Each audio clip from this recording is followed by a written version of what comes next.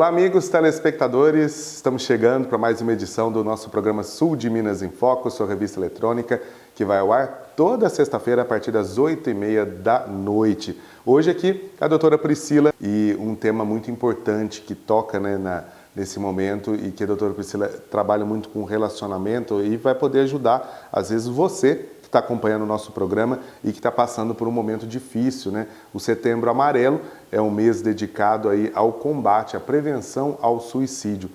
Suicídio, a gente pode dizer que é uma doença que atinge muita gente, muitas vezes as pessoas não sabem que estão com esse problema e às vezes uma pequena causa pode se transformar em um grande problema. A doutora Priscila está aqui para dar essas orientações para a gente, né, doutora Priscila? É um mês importante de conscientização, né? Eu estava vendo aí pesquisas, fui fazer spot para a rádio e parece que é um número muito alto, né? A cada hora uma pessoa morre vítima de suicídio. Então, quer dizer, é um problema de saúde, né?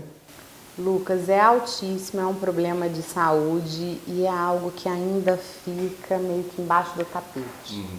E a gente não precisa ir longe, você não sabe, mas na minha família eu tive 2 casos de suicídio. Eu tive uma tia-avó que colocou fogo no corpo, faleceu dessa forma, e um tio-avô que se enforcou.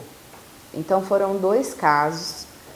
E foi interessante, assim, interessante não, né, gente? É sofrido, na verdade, mas eu penso que tudo que acontece na nossa vida traz algum tipo de aprendizado, existe algum motivo para aquilo.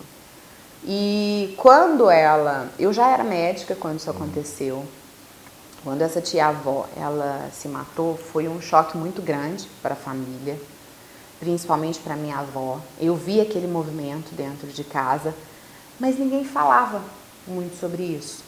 Eu lembro que assim, aconteceu, teve um enterro, houveram aqueles comentários mais relacionados ao fato de ter carbonizado o corpo, de ser algo muito ruim, né, difícil de se ver, e foi para baixo do tapete, né? Ninguém nunca mais falou e eu falava, poxa, mas é uma coisa tão séria. Por que não conversar? Por que não tentar entender? Por que é que isso aconteceu? Mas você sabe que eu também deixei ir para debaixo do tapete. E aí, alguns anos depois, esse tio se matou. Foi no final do ano, ali entre as festas. Então, tipo, num momento que era para ser de alegria, né? Começo de ano, tal, ano começando. E aí ele se enforcou. E aí eu falei, peraí, quando alguma coisa acontece 2 vezes na vida da gente, é porque a gente não aprendeu da primeira. E eu olhei aquilo e falei, eu preciso aprender, eu preciso entender. E tendo sido médica, eu não tinha formação. Você acredita sobre isso? Não tinha contato assim com isso, porque a gente estuda muitas doenças, a gente trabalha pela cura. E o suicídio já foi, né? Então você perdeu o timing ali. Então não era uma coisa que fazia parte da grade, pelo menos não na época em que eu estudei. Aí eu me dei conta disso, eu falei, meu Deus, isso é invisível, até mesmo dentro da minha formação. E eu tive que buscar estudar. E quando eu fui estudar, uma das primeiras coisas que eu encontrei é, quando você tem uma pessoa que se suicida dentro da família, a chance de você ter outros é muito maior. Uma coisa que eu nem tinha me dado conta. E aí eu falei, nossa, se eu tenho 2 dentro da família, eu inclusive estou nesse risco, né? As próximas gerações, minha filha, enfim, meu pai, meus tios. Então eu me senti na obrigação de pesquisar. E aí eu fui entender. A maioria dos suicídios não são planejados, são um impulso. Então imagina, poxa, por um impulso, às vezes negativo ali no momento errado, você não tem ninguém para socorrer. E aí eu falei, então o que a gente pode fazer, né? Como identificar os sinais antes? Como ajudar? Foi em uma das conversas, esse tio que se enforcou, ele tinha recebido um diagnóstico de câncer de próstata, que é justamente o que eu trato. Não falou comigo, né? Ele chegou a comentar com a minha mãe que tinha recebido o diagnóstico, mas sabe aquela coisa? Foi num Natal, todo mundo feliz. não foi para frente. Então, depois quando você olha para trás, tiveram alguns sinais, mas ninguém estava atento a isso. Porque hoje, na correria do dia a dia, às vezes a gente mesma da família, a gente está num ritmo que você não está observando o outro, você mal está dando conta daquilo que é seu. Preparando.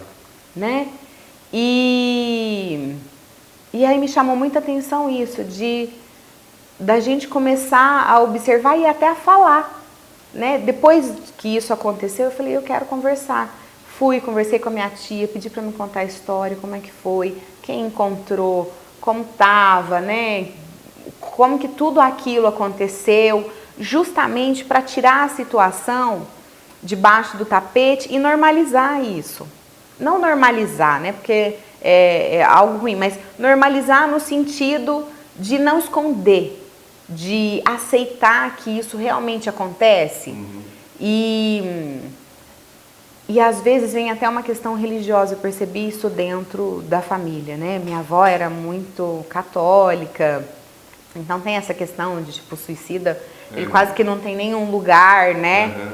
E isso às vezes atrapalha muito, porque é mais um motivo para aquilo ficar escondido, sabe? Para aquilo não ser aceito. A vergonha do que a sociedade vai falar. Uhum. Né? Uma coisa assim. E na verdade, quando você vai estudar a fundo, você entende que o suicida, ele não quer acabar com a vida.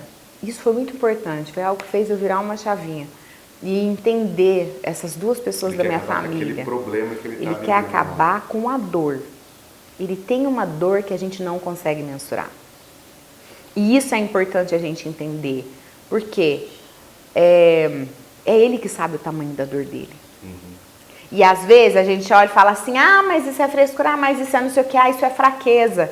Não, gente, você não sentiu uma dor dessa. Você nunca pensou em tirar a sua vida por causa de uma dor. Então você não entende.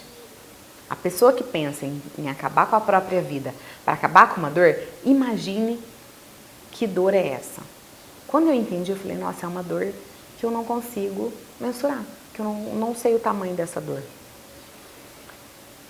Mas, ao mesmo tempo, foi interessante porque eu comecei a refletir e rever a minha vida. Eu falei, deixa eu buscar e tentar entender isso. E aí, numa conversa com meu marido, um dia eu falei assim, nossa, você sabe que teve uma fase da minha vida que estava difícil? E às vezes eu estava dirigindo e eu falava assim, nossa, deve ser bom morrer de acidente de carro, porque é papum, o negócio vai a cabo.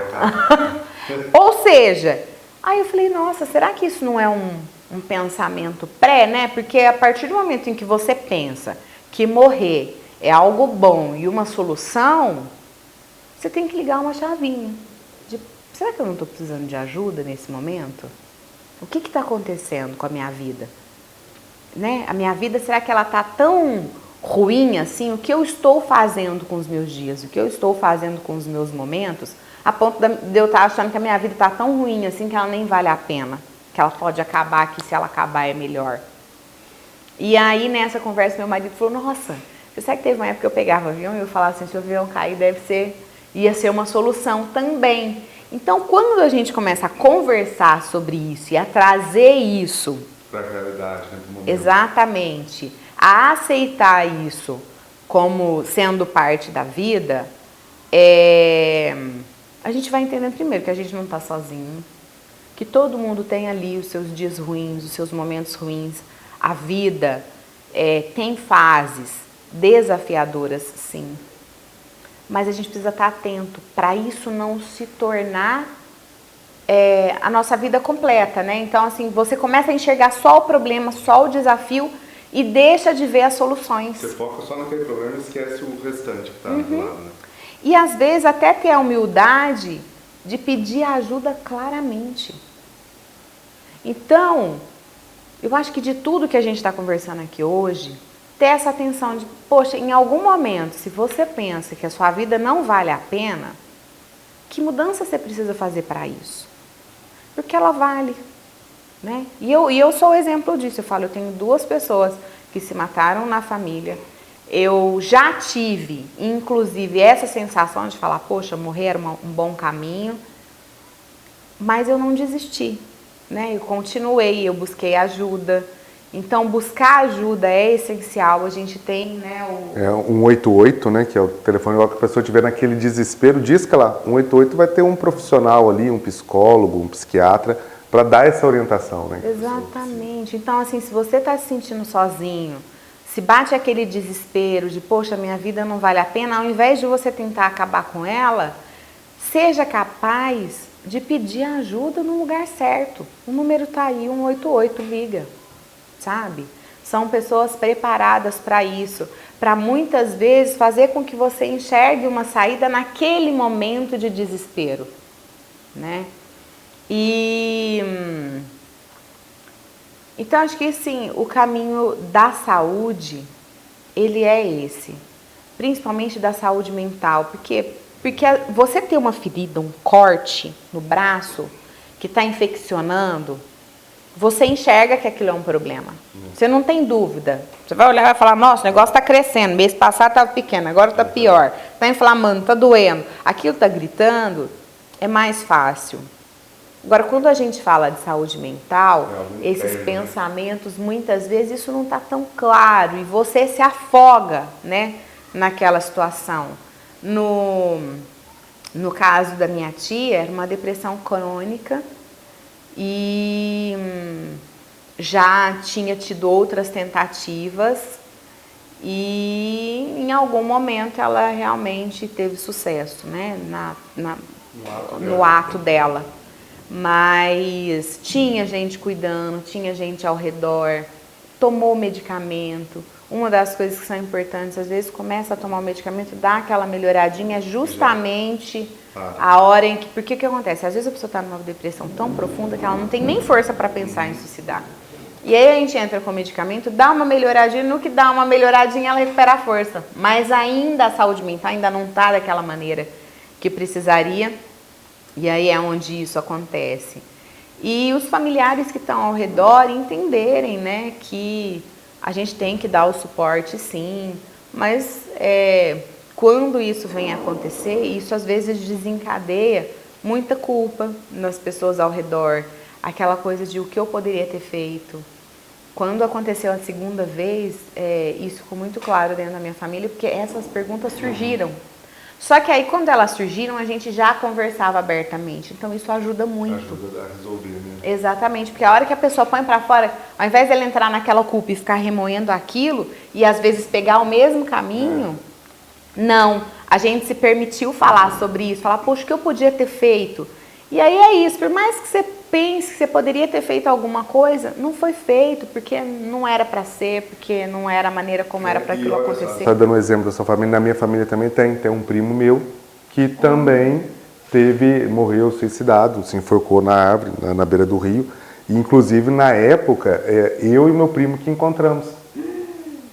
Foi andando, procurando, encontrando. Então, olha para você ver como é que é. Você tem caso, eu tenho caso, tenho certeza que muita gente, você foi contando, eu fui lembrando já a história certinha. E assim, a mesma história sua era a história dele. No caso, ele era bem sucedido, de repente quebrou, e aí aquela depressão foi tomando conta, e a família não foi levada, não chegou o momento que ele deixou uma carta, aí todo mundo foi procurar a carta, na hora que encontrou, estava lá. Então, olha só, o exemplo que a doutora Priscila tá contando, eu aqui do lado, a mesma situação. Então, quer dizer, a gente já deu aqui 3 exemplos. Lucas, e quando aconteceu isso dentro da minha família, eu comecei a rever, eu tive amigos na adolescência, tive amigos na fase adulta, conhecidos de conhecidos.